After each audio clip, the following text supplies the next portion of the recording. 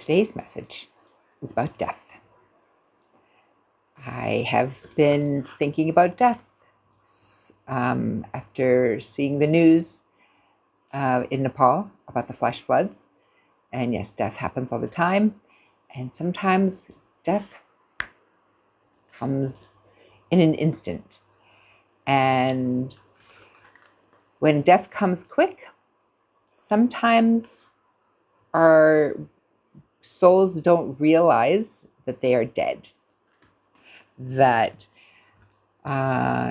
because it's so quick, like whether it's could be from some kind of like a violent action, like a car accident or a shooting or something like this, where it's like a natural disaster. Sometimes, like we're just kind of jerked out of our body. The soul is jerked out of the body because the body is gone, but the soul doesn't always realize that.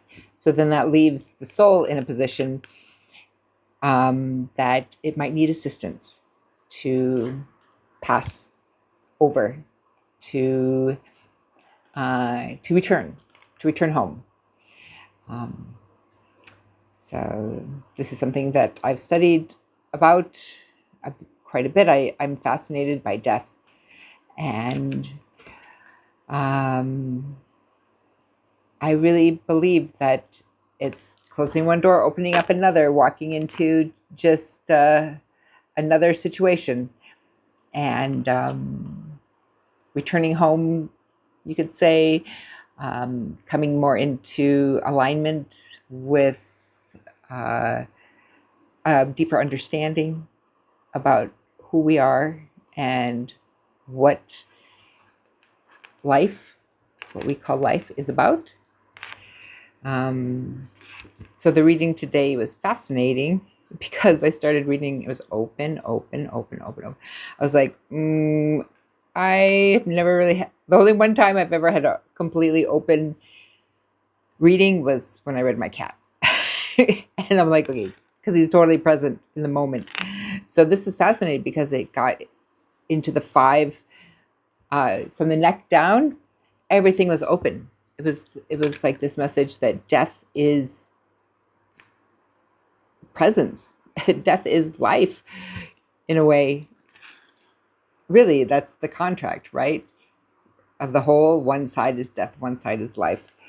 And then when I got to the intuition, it was questioning, like, what really happened here? What was my life about? What did I really experience? And then the 7th chakra was activated. So that's where the lesson is like that return to source. Such a beautiful reading. And the message I got was, prepare for a good death. So how do we prepare for a good death? I mean, there's many techniques. There's many yogic techniques, at least that's the one I'm more familiar with, to work towards being present and accepting in that moment, which means kind of creating a space from the human reactions. Doesn't mean that we don't have them and that we're not going to have them, but the more presence that we can have, the more we affect the next step. So if we are clinging on to life and holding on, then that creates some kind of like a tension moving forward into the next incarnation, into the next experience. But when we can fully release, then there's this like acceptance, and something shifts. So we live in a culture that is afraid of death, that tries to cling on to life as though that is the most important thing ever, keeping people alive when they're not living, keeping them medically alive. And I know this is a very sensitive subject, and I think I never feel sad for people who have died. The sadness comes for people who are still living, who feel the loss of that person. And that's real. That is 100% real, and something to be honored and fully felt and fully embraced. And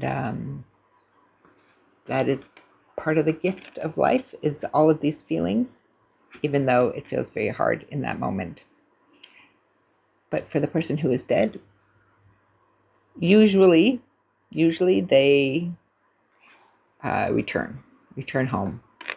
Sometimes they get caught, and I'm thinking in a shamanic sense from like my studies of core shamanism. Sometimes spirit can be lost in the in-between realm between this reality,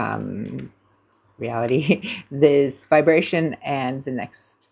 So this is where there are people who are working actively, daily, momentarily, to guide lost souls to the other side. It's called psychopump.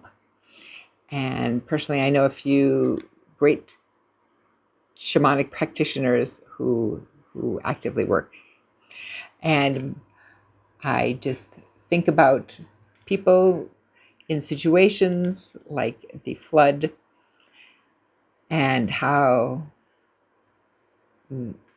they just, in a flash, is gone. They are gone. And some of them know that it's coming, and some of them don't. You know, there was a little bit of warning, trembling, loud noises, all of that. But, you know, what if some people were sleeping and then wake up, but they're not awake? They're not alive.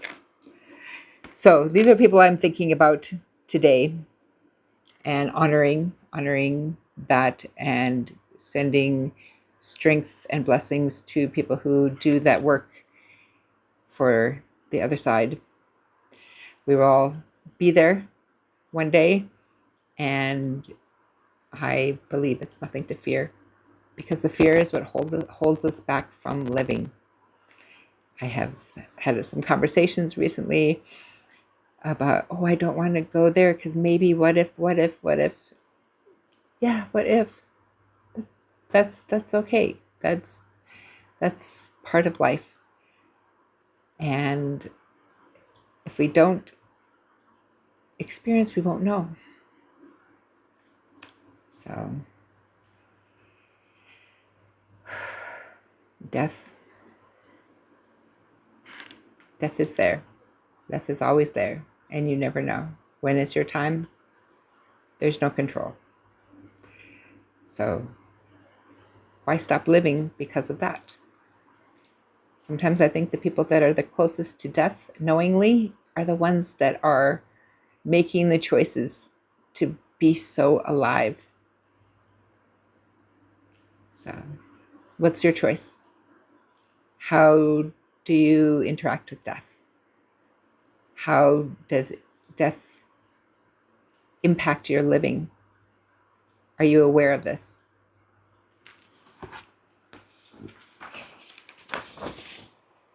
I'm Sarah, and I read the chakras.